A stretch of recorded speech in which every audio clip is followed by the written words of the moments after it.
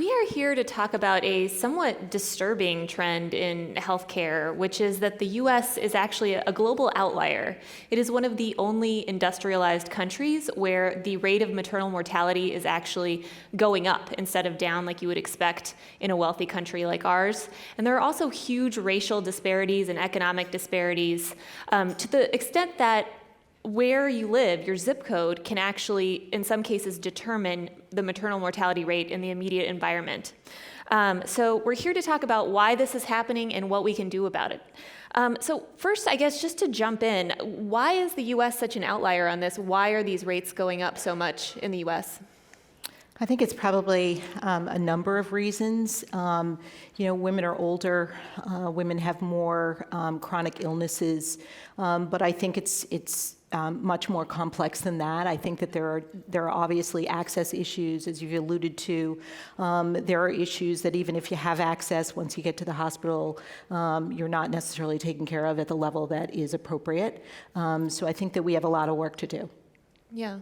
I would add to that, there is a generational problem with this. So if you're an American mom today, you are 50% more likely to die in childbirth than your own mom was, 3 to 4 times more likely if you're black compared to whether you're white, which we should unpack. But the deaths are just a canary in the coal mine of a much deeper problem. It's for every death, there are tens of thousands of moms out there who are suffering from chronic illnesses. There are tens of thousands who are more socially isolated than their own moms were, who are more economically disempowered as a result of childbirth. So there's a challenge that we have within the healthcare delivery system, but we have a much broader challenge, actually, that's in the communities where we live that are under supporting moms during this really universally vulnerable period. And I definitely want to unpack that shocking statistic, which is black women are 3 to 4 times more likely to die from pregnancy causes as white women. And in New York City, it's actually 12 times more likely to die, which is just an insane disparity when you think about it. What are some of the underlying factors there? Do you want to? Sure. I am not ostensibly a black woman, so I want to stay in my lane as I talk about this. But there's a couple of dynamics here. There is a chronic effect of just structural racism and a weathering that I think has been well documented.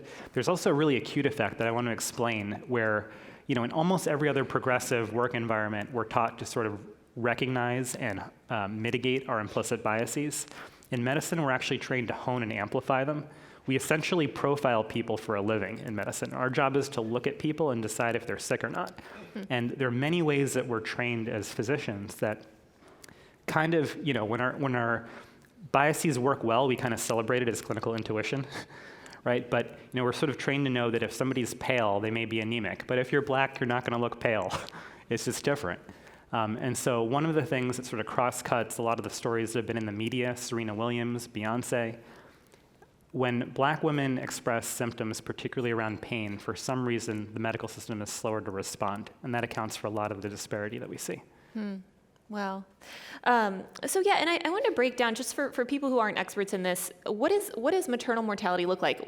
Does it happen while the woman is actually pregnant, when she's actually, we think about like dying in childbirth. Does it actually happen during the birthing, or does it happen actually after the baby is born? It can happen at any one of those time periods. It's probably, roughly a third, and a third. Mm-hmm. And I think that that's what makes this so difficult for us to, sort of start making some inroads, because I think that the American College of Obstetricians and Gynecologists has worked really hard on focusing on, sort of labor and delivery safety, making sure that, if you get to the hospital, they know how to handle excessive bleeding and that everyone does the same thing.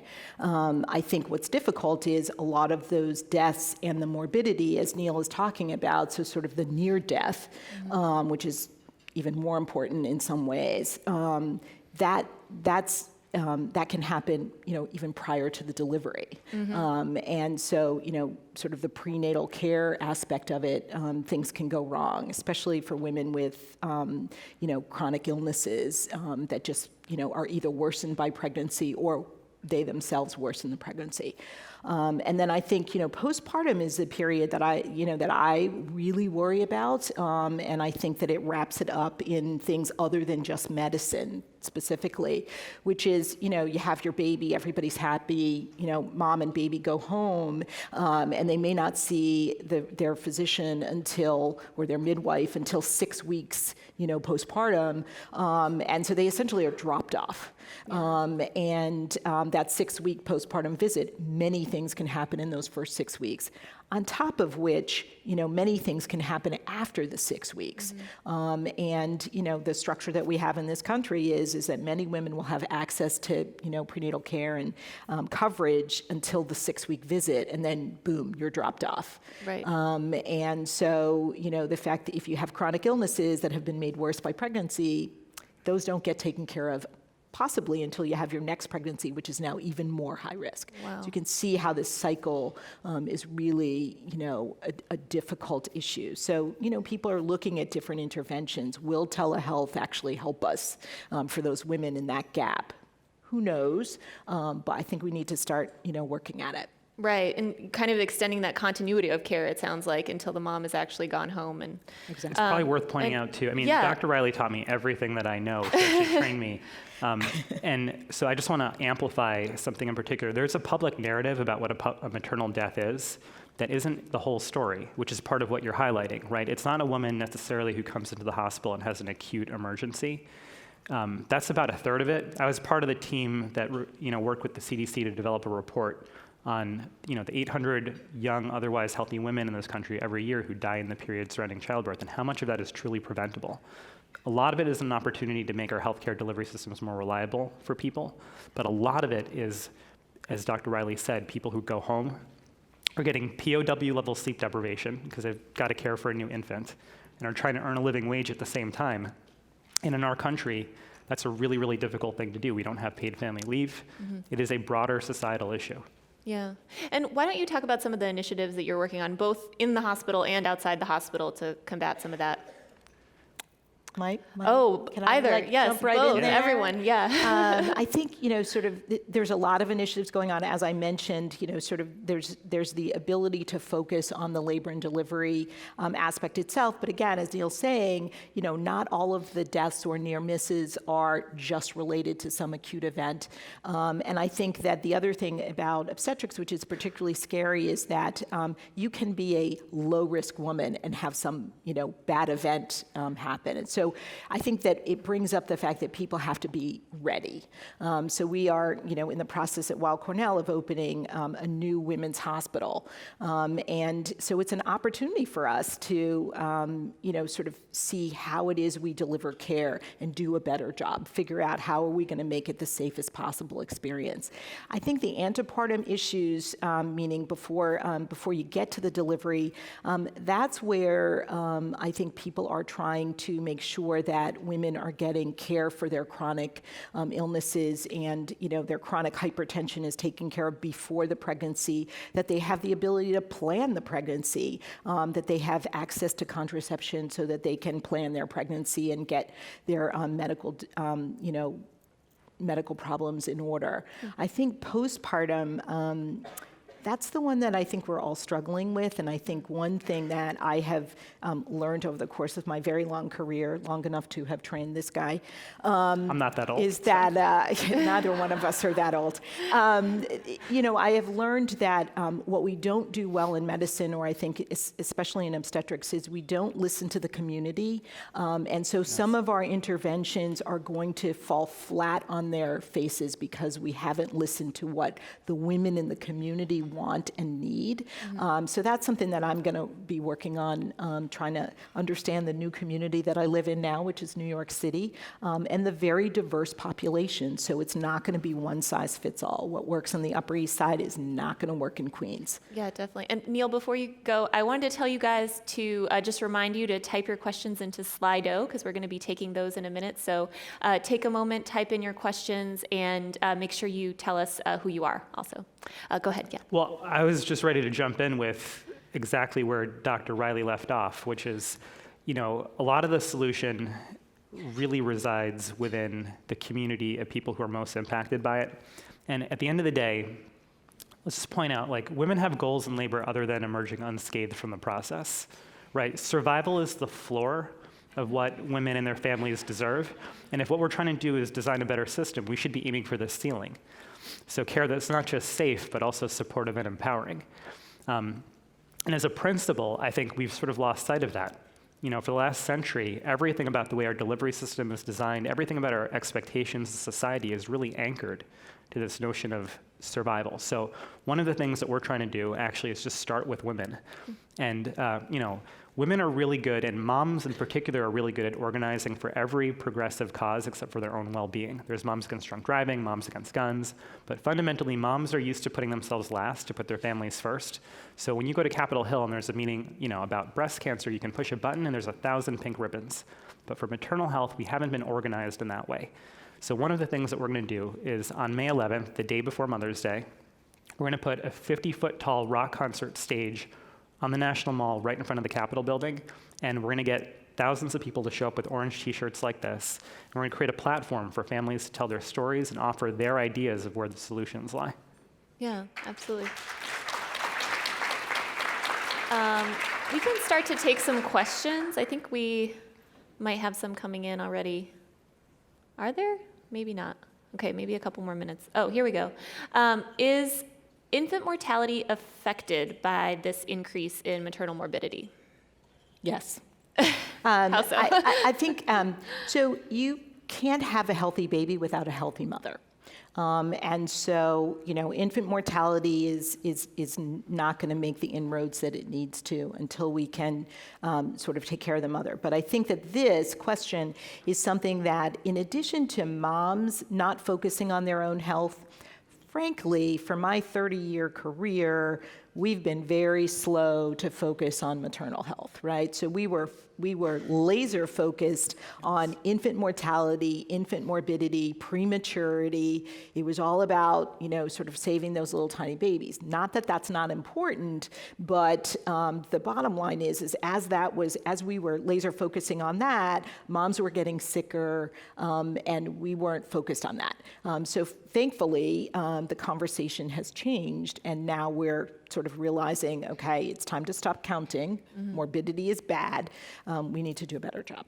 And I read somewhere that it's like the mom was treated as like the wrapper and the baby was like the candy. Dr. Allison Stubbe, a colleague of both of ours, has this phrase. But I mean, at the end of the day, women are treated as vessels for pregnancies, societally and clinically. I mean, honestly, obviously the mom and the baby's health are related. This is one of the only windows in healthcare where you can impact the long-term well-being of two humans, which is part of why I was so drawn to it. But it is a false choice in the majority of cases between the mom and the baby. And, at the highest levels of the profession and of the delivery system, we haven't had that clarity for the longest time. Yeah. Next question is there anywhere in the U.S. where we are doing a good job caring for mothers? Any kind of overperforming or good performing areas? There's lots of places where we're doing a good job. So this is an interesting question. I think that it's something that I actually struggle with in the office, is that I think because we have now raised everyone's concern about maternal morbidity and mortality, which needed to happen, we are scaring women.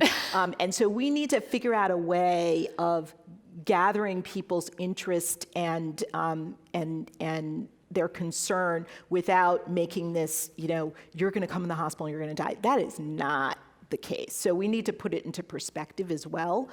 We can do better across the country, no question. But yeah, and what I'd add to that, so we just heard from Zeke Emanuel, and I couldn't hear exactly what he was saying, but I've got a good sense of how he thinks about the healthcare system. And the thing is that maternal health is really exceptional compared to the rest of the delivery system in so many ways, but one of them is just the degree to which the quality of services varies. So C-section rates. C-sections are the most common major surgery performed on the people in this room right now. The C-section rate from hospital to hospital in the city of Boston, across the country, varies from 7% to 70%. Wow. There's no other healthcare service that varies by an order of magnitude. And after you account for the risk level of women, it doesn't vary by one order of magnitude or tenfold. it varies 15-fold. There is no other healthcare service where after you account for risk, you see more variation, not less. Wow. There's more unevenness in the quality of services. But what that means is there's some places that need to do way, way better that we need to put on notice, but there are also places that are achieving great outcomes on behalf of women that we need to learn from. Yeah, absolutely. So the next question is that the ACA brought some positive change to maternal health and coverage with like things like birth control and time and space to pump and things like that.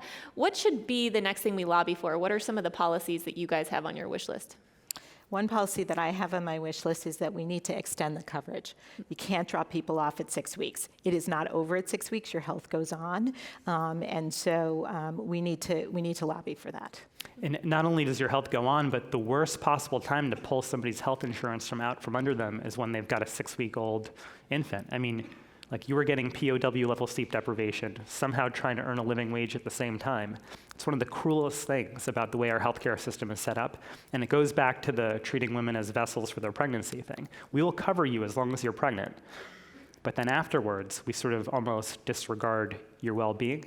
What I'd add to this is that the ACA was really successful in covering a lot of essential services, but it didn't fundamentally make healthcare more affordable for the average American. This is the least affordable healthcare has been for the average American in a half century. And if you're pregnant and you have a high deductible health plan, you are guaranteed to blow through the whole deductible. Wow. Right during your pregnancy. Yeah. And that's real money. Like you're feeling that every ultrasound, every prenatal appointment, and during that initial prenatal appointment where you get this huge battery of tests, that generates a massive bill. And what we're seeing is across the profession, the trust in the profession is falling out from underneath us over these affordability issues. That's so interesting. Yeah, and then you might be like disincentivized to do like Yes. necessarily everything because you can't afford it necessarily. You might not come in for the care that you need. Yeah. This is an interesting one. Are there programs or projects that are specifically geared toward dads to support the moms? Can I answer that? Yes. Whoever, Rodrigo, yes, wherever you are. Great question. I mean, honestly, I am an OB. I've cared for thousands of pregnant women at this point, delivered thousands of babies. But fatherhood for me was still an abstraction until I actually saw my baby for the first time. A mom feels the baby for months. And one of my favorite parts of my job is the moment where a dad realizes he's a dad. There was one time where I got to see it on a big screen because the dad was in Afghanistan. And the moment that he actually physically saw his child is one of my greatest memories from practice. There's so much opportunity to get dads more involved, but there are a lot of reasons right now why they're on the margins. And it's because, historically, we haven't really given them the permission or the opportunities to do so. So thank you for that question, but dads, fathers, families in general have a really, really important role to play in making sure that moms are better supported. I think also this is an area where I think going into the community is super important because it's really about supporting families, and those family structures, as you know, are different everywhere. And some communities where, the most important person is, mom and sisters, and having that other part of the support system, that's where we need to figure out how do we bolster the education for all of them, because really, that's who's going to take care of mom and her newborn, et cetera. Let's try to do rapid fire last question, which is, how are the ways that technology can actually help solve some of these issues? I know in New York, there's a lot of hope in telehealth because I think, access is one of those things. Having worked in Uganda as well, it's amazing what we are able to do with our iPhones because everyone has one of those. Even if they don't have good water, they seem to have an iPhone. And so, we are hoping that will increase access for women across the world, actually. And I know there are a lot of technologists in the room, but there is no app, widget, AI, or blockchain that's going to fix healthcare unless we have a good underlying system at the end of the day. And I know that we're at time, so I'll leave it at that, but I've got plenty to say about that. Find him afterward, guys. Thank you so much, Neel and Laura. Thank you.